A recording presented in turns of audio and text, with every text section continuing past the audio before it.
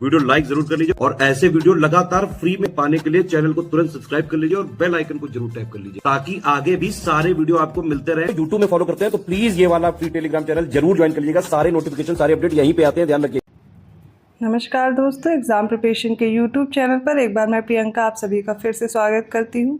तो आज की इस क्लास में हम लोग कुछ मेडिसिन, कुछ औषधियों के बारे में पढ़ेंगे जो हमेशा आपके एग्ज़ाम में पूछा जाता है मैच करने के लिए। ठीक है, अगर आप न्यू हैं इस चैनल पर तो डेली दोपहर 1 बजे मेरे साथ ही क्लास देख पाएंगे जिसमें मोस्ट इंपॉर्टेंट टॉपिक्स की सीरीज़ में करा रही हूँ। चाहे आप UPPCS का एग्ज़ाम दे रहे हैं प्रीलिम्स या फिर RO री एग्ज़ाम के लिए, किसी भी एग्ज़ाम की आप प्रिपरेशन कर रहे हो, ये क्लासेस सारी मोस्ट इंपॉर्टेंट हैं। वही टॉपिक कवर किए जा रहे हैं जिनसे प्रश्न पूछे जाते हैं। इसके अलावा अगर आप पेड कोर्स में इंटरेस्टेड हैं तो स्टडी फॉर सिविल सर्विसेज के द्वारा नया कोर्स लॉन्च किया जा चुका है, आप परचेज कर सकते हैं और ज्ञान सर कूपन कोड अप्लाई करेंगे तो आपको तुरंत डिस्काउंट भी मिल जाएगा। इसके लिए आपको गूगल प्ले स्टोर से आप ऐप डाउनलोड करके या फिर डिस्क्रिप्शन बॉक्स में नंबर दिए गए उन पे मैसेज करके जानकारी ले सकते हैं। फुल स्टडी मटेरियल प्रोवाइड किया जाएगा आपको, paid quiz, test series, full length mock test, sectional test, video recorded classes, इस सारी फैसिलिटी के साथ दिए जाएंगे। अगर कोई डाउट है तो अलग से ग्रुप में आप अपने डाउट का डिस्कशन भी कर सकते हैं। तो बहुत सारी फैसिलिटीज़ के साथ आपको ये ग्रुप दिया जा रहा है जिसमें आप अपने सारे डाउट क्लियरेंस के साथ साथ आप अपनी पढ़ाई करेंगे लेटेस्ट ट्रेंड और पैटर्न को फॉलो करते हुए। इसके अलावा जो क्लासेस इस चैनल पर चल रही हैं उसमें आपको सारे फ्री वीडियोस प्रोवाइड किए जा रहे हैं जिसमें आप देखेंगे मॉक टेस्ट हैं, टेस्ट सीरीज़ रेगुलर चल रही है 9 बजे।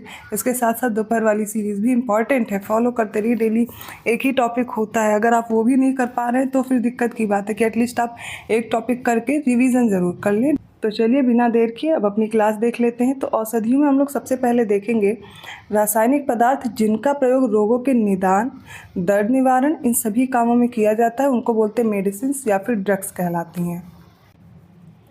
रसायन या औषध को चिकित्सा विज्ञान में उनकी क्रिया के आधार पर वर्गीकृत किया गया। अब ये कौन कौन से हैं ये भी देख लीजिए। तो पहला है एंटीपायरेटिक्स हैं, सेकंड एनाल्जेसिक्स हैं और इनमें भी कौन कौन सी मेडिसिन होंगी, इनका क्या यूज़ है हम आगे देखेंगे।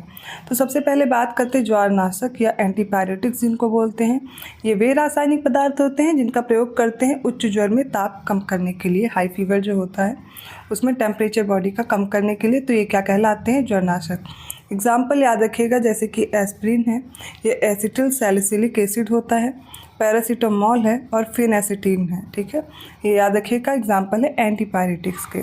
सेकंड आ जाता है पीड़ाहारी या फिर दर्दनाशक, एनाल्जेसिक्स देते हैं दर्द में औषधि जो बिना बेहोशी, मानसिक उलझन या अन्य तंत्रिकी कुप्रभाव के दर्द को कम करती है। ठीक है, तो ये दर्दनाशक कहलाएगी। इसको भी 2 भागों में विभक्त किया गया, एक अनिद्राकारी औषध है और दूसरी निद्राकारी औषध है। अब इसमें देख लेते हैं अनिद्राकारी दर्दनाशक और निद्राकारी पीड़ाहारी में कौन कौन से एग्जाम्पल्स हैं। तो नॉन नारकोटिक्स एनाल्जेसिक्स में देखेंगे तो एस्प्रिन है, एस्प्रिन 2-एसिटॉक्सी बेंजोइक एसिड। ठीक है, इसके साथ साथ पैरासीटामोल भी है, इसको 2-एसिटोमिडोफिनॉल भी बोल रहे हैं और ये अनिद्राकारी दर्दनाशक है, मतलब कि नींद नहीं आती है। ठीक है, कुछ ऐसी मेडिसिन होती हैं जो नींद के साथ दर्द को या फिर फीवर को कम करने का कार्य करती हैं। तो निद्राकारी पीड़ाहारी है, नारकोटिक एनाल्जेसिक है, औषध जो जब सूक्ष्म मात्रा में प्रविष्ट कराई जाती है तथा दर्द कम करती है तो निद्रा उत्पन्न करती, नींद उत्पन्न करती है, जबकि यह निद्राकारी कहलाती है। जबकि अधिक मात्रा में वह आलसीपन जिसको बोलते हैं लेग्जीनेस, कोमा तथा मृत्युकारक हो सकती है। तो इनका जो अमाउंट है वो बहुत कम यूज़ किया जाता है।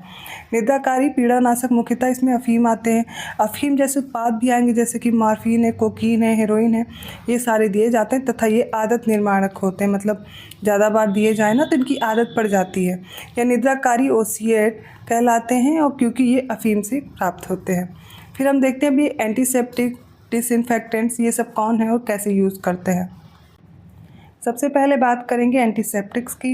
तो वे रसायन जो सूक्ष्म जीवों को मारते हैं या उनकी वृद्धि को रोकते हैं पूतरोधी कहलाते हैं। इंग्लिश में ज़रूर याद रखिएगा क्योंकि ये इतना डिफ़िकल्ट नहीं है और आप डेली लाइफ में ऐसे वर्ड्स यूज़ करते हैं तो इनको याद रखिएगा अगर एग्ज़ाम में आता है। पूतरोधी जीवित ऊतकों को हानि नहीं पहुंचाते तथा इनके प्रयोग कटने और घावों पर किया जाता है। इनका सामान्य उदाहरण देखिएगा जैसे कि mercurochrome, uric acid, iodoform, potassium permanganate आदि। तो एंटीसेप्टिक्स क्या होते हैं? जब भी आपके घाव लग जाते हैं या फिर आपको कोई ब्लीडिंग हो रही है उसके बाद जो घाव भरने के, या कोई वुंड हो गया, मतलब कोई फोड़ा फुंसी होने के बाद जब थोड़ा सा कुछ प्रॉब्लम रह जाती है तो आप एंटीसेप्टिक का यूज़ करते हैं जिससे वो कटने या घाव पर वो सही हो जाए। तो इसके लिए क्या करेंगे? एंटीसेप्टिक्स का यूज़ करेंगे। खासकर विंटर में आप लोगों ने देखा होगा कि एंटीसेप्टिक क्रीम यूज़ करते हैं, बोरोप्लस सभी को आई थिंक याद होगी, तो मैं बस उससे रिलेट करके आपको याद करा रही हूँ कि वो हीलिंग के लिए यूज़ हो रहे हैं। विसंक्रामक क्या है? डिसइंफेक्टेंट हैं। ये क्या करेंगे? वे रसायन जो जीवाणु या फिर सूक्ष्म जीवों को शीघ्रता से नष्ट कर देते हैं। यहाँ पे डिसइंफेक्टेंट क्यों यूज़ हो रहे हैं? नष्ट करने के लिए, ठीक है। विसंक्रामक कहलाएंगे। इनका प्रयोग क्या है? उपकरणों, बर्तनों, फर्श, सैनिटरी फिटिंग्स, इनके विसंक्रमण या फिर डिसइंफेक्टेंट के रूप में इनका यूज़ करते हैं। और ये जीवित ऊतकों के लिए हानिप्रद होते हैं तथा त्वचा पर प्रयुक्त नहीं किए जाते, जैसे कि फिनॉल, ठीक है, मेथिलफिनॉल, हाइड्रोजन पेरोक्साइड, क्लोरीन और ब्लीचिंग पाउडर, सल्फर डाइऑक्साइड। बहुत ज़्यादा जो फर्श वगैरह साफ़ करने के लिए आपने देखा होगा डिसइंफेक्टेंट यूज़ किए जाते हैं, वो इसीलिए है, ठीक है। वो क्या होते हैं? जो माइक्रो ऑर्गेनिजम्स होते हैं, छोटे छोटे ऑर्गेनिजम्स होते हैं जो फर्श पे या कहीं भी जहाँ पर भी आप सफाई करना चाहते हो, हैंडल्स हो गए, बाकी चीज़ें, तो वहाँ पर इनका डिसइंफेक्टेंट का यूज़ होगा। फिर आता है ट्रैंक्विलाइज़र। इन्हें प्रशीतक बोलते हैं, प्रशांतक बोलते हैं। ये क्या करते हैं? ये मानसिक तनाव को कम करते हैं, अवसाद को दूर करते हैं, तो प्रशांतक कहलाते हैं, ठीक है। मतलब कि कोई अवसाद है, कोई आप मानसिक रूप से, क्योंकि आपको कभी एंजाइटी जैसे बोलते हो या डिप्रेशन जैसा फील हो रहा है, तो इन सब चीज़ों को दूर करने के लिए इस टाइप के ट्रैंक्विलाइज़र का यूज़ किया जाता है। अब ये देखिए ट्रैंक्विलाइज़र काम कैसे करते हैं। तो जो केंद्रीय तंत्रिका तंत्र है उन पर कार्य करते हैं, तभी क्या होता है? तनाव कम करते हैं, तथा उन मरीजों को दिए जाते हैं जिनमें अति तनाव है, हाइपरटेंशन है, अवसादित हैं, हिंसक गुण हो गए हैं, तो इनका यूज़ होता है। जैसे कि रेजरपाइन, ये एक प्रबल प्रशांतक है जिसे राउवोल्फिया सर्पेंटाइना पौधे से पृथक किया जाता है। और बारबिट्यूरिक एसिड तथा इससे व्युत्पन्न है जैसे कि ल्यूमिनल, सेकोनल, ये सारे भी प्रशांतक औषध हैं। फिर अब हम बात करेंगे एंटीबायोटिक्स की। बहुत ज़्यादा लिया जाता है, ये प्रतिजैविक हैं। वे रासायनिक पदार्थ होते हैं जो जीवित कोशिकाओं से प्राप्त या निर्मित होते हैं तथा सूक्ष्म जीवों की जीवन प्रक्रिया को बाधित करते हैं तथा उन्हें नष्ट कर देते हैं। तो एंटीबायोटिक्स क्या है? तो ये एक प्रकार के वे रासायनिक पदार्थ होते हैं जो प्रतिजैविक होते हैं, मतलब कि जो जीवित कोशिकाएं आपको इन्फेक्ट कर रही हैं तो उनको ख़त्म करने को, माइक्रो ऑर्गेनिजम्स को ख़त्म करने को, ये जो प्रक्रिया है वो एंटीबायोटिक्स के द्वारा होती है। प्रथम प्रतिजैविक पेनिसिलिन खोजी गई थी। अब ये बहुत बार पूछा गया, तो स्टार लगाइएगा कि पेनिसिलिन की खोज किसने की थी? तो 1929 में अलेक्जेंडर फ्लेमिंग ने की थी। तो किस में की थी? एक कवक में की थी, और उस कवक का नाम है पेनिसिलियम नोटेटम। तो पेनिसिलियम नोटेटम से खोजा गया। किसने खोजा? अलेक्जेंडर फ्लेमिंग ने 1929 में। याद रहेगा एंटीबायोटिक्स के बारे में। फिर आते हैं सल्फा ड्रग्स। ये क्या होते हैं? औषधों का वह समूह होता है जो सल्फेनिलामाइड से व्युत्पन्न होते हैं, सल्फा ड्रग्स कहलाते हैं। इसमें भी सल्फाडाइजीन देखिए सबसे अधिक प्रयोग की जाने वाली सल्फा ड्रग है।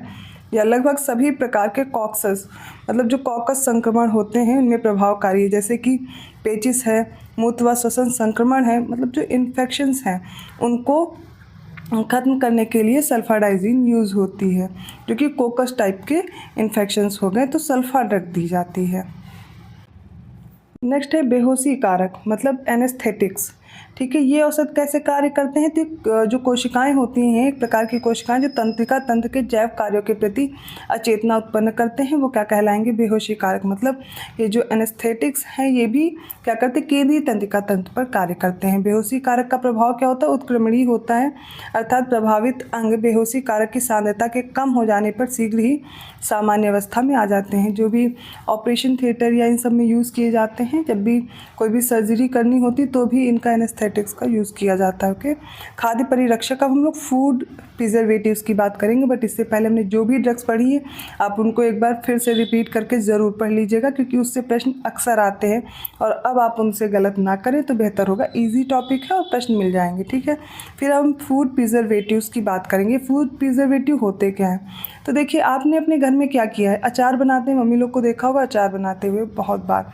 तो अचार में होता क्या है कि क्या करते हैं कि उसको प्रिजर्व करके बहुत टाइम तक रख सकते हैं, खा सकते हैं। काफ़ी चीज़ें आप लोग रेफ्रिजरेटर में रखते हो तो उसकी सेल्फ लाइफ बढ़ जाती है खाने की, जो भी आप फूड रखते हो। क्यों ऐसा होता है? क्योंकि देखिए माइक्रो ऑर्गेनिजम्स जो छोटे छोटे जीवाणु हैं जिनको हम नहीं देख सकते, वो कम ग्रो कर पाते हैं, या फिर जो उसमें नमक की सांद्रता ज़्यादा होती है, जो अचार बनाया हुआ होता है, तो भी जीवाणु नहीं ग्रो कर पाते हैं, उनकी सेल डैमेज हो जाती है। और यहाँ पर प्रिजर्वेशन का मतलब है, देखिए आप मार्केट में जूस लेके आ रहे हो, ठीक है, बहुत सारी चीज़ें आपको मिल जा रही हैं। अब तो आप देख रहे हो जो भी ड्राई करके वेजिटेबल्स वगैरह मिल जाती, बाद में आप बॉईल करो, पकाओ, फिर वैसे ही हो जाता है नॉर्मल स्टेज पे। तो वो सब कैसे हो पा रहा है? ये फूड प्रिजर्वेटिव्स के द्वारा ही पॉसिबल है। तो ये वे रासायनिक पदार्थ होते हैं जिनका प्रयोग भोजन की रक्षा जीवाणुओं से, यीस्ट से, कवक से करने के लिए किया जाता है। मतलब बैक्टीरिया, यीस्ट या जो फंजाई हैं, इनसे सेफ रखने के लिए फूड प्रिजर्वेटिव्स का प्रयोग करते हैं। अब कुछ फूड प्रिजर्वेटिव्स कैसे हैं? जैसे कि सोडियम मेटा बाइसल्फाइड है, Na2S2O5, सोडियम मेटा बाइसल्फाइड। इनका प्रयोग किस में करेंगे? आप लोग जेम्स लाते हो, किसान जेम्स बहुत सुना होगा। सॉसेज हैं, जो सॉस यूज़ करते हो, ग्रीन चिली, टोमेटो वाला, वो सब क्या चाउमीन वगैरह में, वो सब इसी में आएगा। तथा अचारों के परिरक्षण में भी इसका प्रयोग करते हैं, ठीक है। नेक्स्ट है sodium benzoate, C7H5NaO2। Sodium benzoate बहुत ज़्यादा प्रयोग होता है, ये एक तरह का सर्वाधिक प्रयुक्त परिरक्षक है, जिसका प्रयोग किस में करेंगे? मृदुपेय या अम्लीय भोजन, अचार तैयार करने में करते हैं। फिर है सॉर्बिक एसिड तथा इसके लवण, C6H8O2, ठीक है। सोडियम तथा पोटेशियम सॉर्बेट का उपयोग करते हैं, इसका यूज़ करते हैं कुछ भोज्य पदार्थों में ईस्ट और फफूंदी की वृद्धि को रोकने के लिए, जैसे चीज़ हो गया, फिर पका खाना, अचार, कुछ मांस और मछली के जो उत्पाद होते हैं, जो प्रोडक्ट्स होते हैं, उनको भी प्रिजर्व करने के लिए। नेक्स्ट है एपोक्साइड्स, ये एथिलीन तथा प्रोपिलीन एपोक्साइड कम नमी युक्त खाद्य पदार्थों के लिए बहुत बढ़िया परिरक्षक हैं तथा शुष्क फल, मसालों आदि के परिरक्षण में काम आते हैं। अब इसमें आप देख लीजिएगा कौन कौन से प्रिजर्वेटिव्स की हमने बात की है। इसके बाद एनिमल चारकोल, ये जंतु चारकोल होते हैं, इनका उपयोग कार्बनिक पदार्थों के विरंजन में करते हैं और कच्ची चीनी को रंग विहीन करने में प्रयुक्त करते हैं। किसका किस में प्रयोग हो रहा है? यूजेस भी पूछे जा सकते हैं। नेक्स्ट है एस्पिरिन, ये पेड़ के लेटेक्स से प्राप्त होता है, जो एंटीपायरेटिक के रूप में ज्वर होने पर दी जाती है या वेदना निवारक का भी कार्य करती है। एस्पिरिन को एसिटिल सैलिसिलिक एसिड के नाम से भी जाना जाता है। फिर शहद के प्रमुख घटकों में कौन कौन से आते हैं पूछा जाता है कि हनी का क्या मतलब कॉम्पोजिशन है, तो देखिए कौन से घटक हैं। फ्रक्टोज होगा, ग्लूकोज होगा, सुक्रोज है, माल्टोज है और जल होता है। तो फ्रक्टोज 38.2%, ग्लूकोज 31.3%, सुक्रोज 1.3%, माल्टोज 7.1% और जल कितना होता है? 17.2%। नेक्स्ट है पोटेशियम ब्रोमाइड, एक लवण होता है जिसका शांतिकारक औषधि के रूप में प्रयोग करते हैं और इसका व्यापक जो उपयोग है वो मिर्गी के उपचार में करते हैं। एस्पार्टेम क्या है? एक कृत्रिम मधुरक है। एस्पार्टेम यूज़ किया जाता है जो कि आर्टिफिशियल जो मैन मेड शुगर्स आती हैं, आपने मार्केट में देखी होंगी, ये मार्केट में मिल जाती हैं आपको टैबलेट्स के फॉर्म में और बाकी चीज़ों में। तो यह सुक्रोज या सामान्य चीनी की तुलना में 200 गुना अधिक मीठा होता है। अब आपसे स्टेटमेंट बन सकता है कि एस्पार्टेम एक कृत्रिम मधुरक है और यह सामान्य चीनी से कम मीठा होता है, तब आप क्या आंसर करेंगे? नहीं, ये उससे 200 गुना ज़्यादा मीठा होता है। फिर दूध का बात करें, दूध एक पायस या इमल्सन का उदाहरण है जो विटामिन सी के अलावा इसमें सभी प्रकार के पोषक तत्व पाए जाते हैं।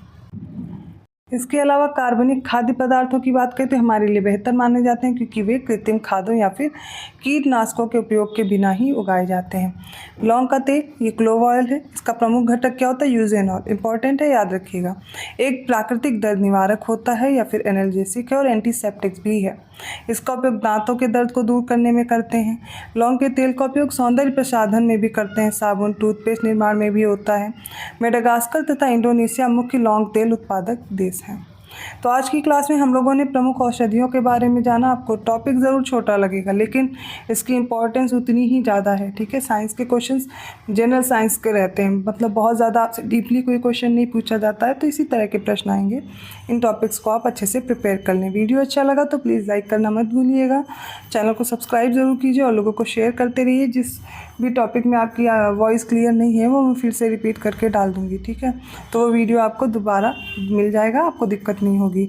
और आप पेड कोर्स में इंटरेस्टेड हैं तो इन दिए गए नंबर्स पे कॉल या मैसेज करके जानकारी ले सकते हैं। ऐसे ही क्लासेस के साथ मैं आती हूँ नेक्स्ट वीडियो में। और हाँ, शॉर्ट्स ज़रूर देखते रहिए क्योंकि यूपीपीसीएस और आरओ के लिए जो करंट अफेयर है वो इन शॉर्ट्स में ही मैं अपलोड कर रही हूँ, तो शॉर्ट्स के फॉर्म में आप करंट अफेयर देख सकते हैं। ओके, धन्यवाद।